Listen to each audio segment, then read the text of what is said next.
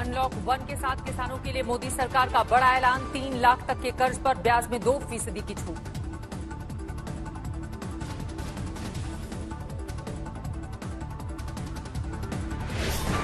सरकार ने खरीफ की 14 फसलों का न्यूनतम समर्थन मूल्य 1.5 गुना बढ़ाया, रेहड़ी पटरी वालों को मिलेगा 10,000 तक का लोन।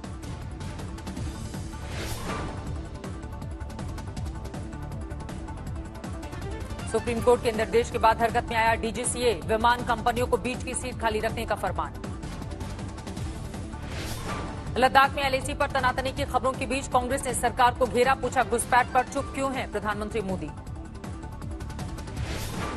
कर्नाटक में राजीव गांधी यूनिवर्सिटी के सिल्वर जुबली समारोह को पीएम मोदी ने वीडियो कॉन्फ्रेंसिंग से किया संबोधित, कोरोना संकट के दौर में डॉक्टरों और पुलिसकर्मियों की सराहना की।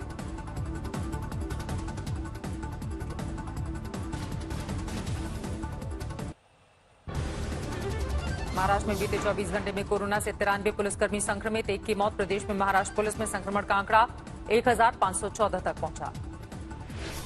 महाराष्ट्र में 3 जून से मिलेगी अनलॉक 1 की रियायतें, आज सड़कों पर दिखी सामान्य आवाजाही। महाराष्ट्र में 5 जून से शर्तों के साथ खुलेंगी दुकानें, 8 जून से 10% क्षमता के साथ खुलेंगे दफ्तर। महाराष्ट्र सरकार ने सीरियल और फिल्मों की शूटिंग को भी दी इजाजत, कड़ी शर्तों का करना होगा पालन। मशहूर संगीतकार वाजिद खान की कोरोना से मौत, किडनी ट्रांसप्लांट के बाद हुए थे संक्रमण के शिकार। मुंबई के वर्सोवा कब्रिस्तान में हुआ वाजिद खान का अंतिम संस्कार, लॉकडाउन की शर्तों के चलते चुनिंदा लोग शामिल हुए। मुंबई के सायन इलाके में सुबह के वक्त लगा भारी जाम, सब्जी से लदे ट्रकों की कतार के चलते रास्ते बंद। पुणे में 2 महीने के लॉकडाउन के दौरान बढ़ गया अपराध, पुलिस के मुताबिक साइबर क्राइम के मामलों में 10% उछाल।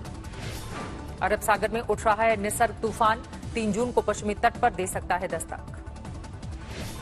महाराष्ट्र गुजरात के तटीय इलाकों को खाली कराने की कवायद शुरू, एनडीआरएफ की टीमें तैनात।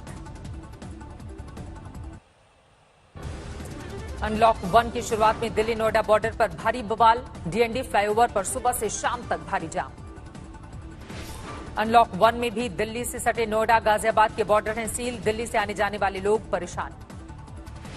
दिल्ली सरकार ने भी सील किए यूपी और हरियाणा से लगने वाले सभी बॉर्डर, फिलहाल 1 हफ्ते के लिए आदेश।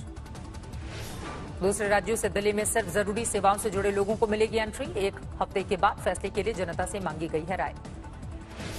हरियाणा ने भी अभी भी सील कर रखी है दिल्ली से लगती सीमा, फरीदाबाद और गुरुग्राम बॉर्डर पर लगा जाम, सिर्फ पास वालों को ही एंट्री। अनलॉक 1 में दिल्ली में खुले सभी बाजार, दुकानें खोलने का ऑड इवन सिस्टम भी खत्म। दिल्ली में आज से सैलून भी खुले, सुबह 9 बजे से शाम 5 बजे तक खुलेंगी दुकानें। सीएम केजरीवाल ने दिल्ली में ऑटो ई रिक्शा में एक सवारी की पाबंदी भी हटाई, सभी दफ्तर पूरी क्षमता से खोलने का निर्देश। दिल्ली में होम डिलीवरी के शर्त के साथ रेस्टोरेंट भी खोलने की इजाजत, कंटेनमेंट जोन में 30 जून तक बरकरार रहेगा लॉकडाउन। दिल्ली के सीएम केजरीवाल का बड़ा बयान, कहा कोरोना के दौर में दिल्ली के अस्पतालों में हो सिर्फ दिल्ली वालों का ही इलाज, जनता से मांगी है राय। इलाज के इंतजाम पर झूठे वादों का आरोप लगाकर बीजेपी ने किया केजरीवाल के खिलाफ प्रदर्शन, मनोज तिवारी समेत कई नेता हिरासत में।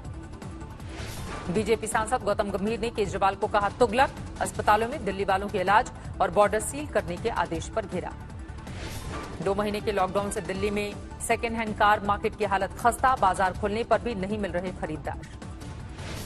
दिल्ली में पेट्रोल पंप कर्मचारी से लाखों की लूट, बदमाशों ने हवाई फायरिंग कर फैलाई दहशत। दिल्ली में पाकिस्तान के 2 जासूस गिरफ्तार, मिलिट्री इंटेलिजेंस और स्पेशल सेल ने जाल बिछाकर दबोचा। देश भर में आज से 100 जोड़ा ट्रेनें दोबारा पटरी पर आई, नई दिल्ली स्टेशन से ऊना के लिए जनशताब्दी ट्रेन रवाना। स्टेशन पर सिर्फ कंफर्म टिकट वालों को दी जा रही है एंट्री, साफ सफाई का खास ख्याल। स्टेशन की बेंच पर भी सोशल डिस्टेंसिंग का नियम, सैनिटाइजर, डिस्पेंसरी मशीनें लगाई गई हैं। 200 ट्रेनों की खेप में पश्चिम बंगाल में भी रेल सेवा शुरू, हावड़ा से दिल्ली के लिए रवाना हुई पहली ट्रेन। मुंबई में प्रवासी मजदूरों को अभी भी घर वापसी का इंतजार, सीएसटी स्टेशन में श्रमिक स्पेशल ट्रेन के लिए यात्रियों की लंबी कतार। प्रयागराज में गंगा दशहरा पर उमड़ी भीड़, संगम में डुबकी लगाने के फेर में धरा रह गया 2 गज की दूरी का नियम। मुरादाबाद में भी गंगा में डुबकी लगाने के लिए उमड़ी भीड़, पुलिस वालों ने वापस लौटाया।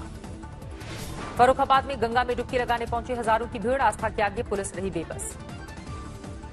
कोलकाता में आज से धार्मिक स्थल खुले, मंदिरों में दर्शन शुरू, चर्च में भी साफ सफाई के बाद प्रार्थना की तैयारी।